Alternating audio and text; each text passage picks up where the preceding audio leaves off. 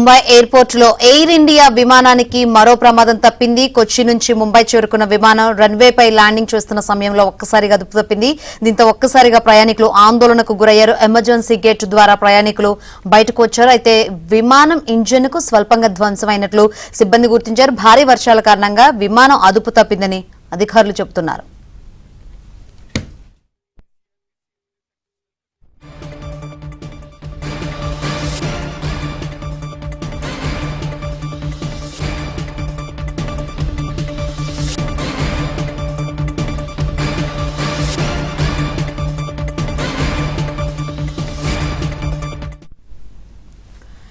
Mumbai airport లో air India విమానానికి మరో ప్రమాదం తప్పిందని చెప్పాలి. కొచ్చి నుంచి ముంబై చేరుకున్న విమానం రన్వేపై ల్యాండింగ్ చేస్తున్న సమయంలో ఒక్కసారిగా అదుపు తప్పింది. దీంతో ప్రయాణికులు ఆందోళనకు గురయ్యారు. ఎమర్జెన్సీ గేటు ద్వారా ప్రయాణికులు బయటకు వచ్చారు. అయితే విమానం ఇంజిన్ కు స్వల్పంగా ధ్వంసమైనట్లుగా సిబ్బంది గుర్తించారు. భారీ వర్షాల కారణంగా విమానం అదుపు తప్పిందని ఇటు అధికారులు చెబుతున్నారు.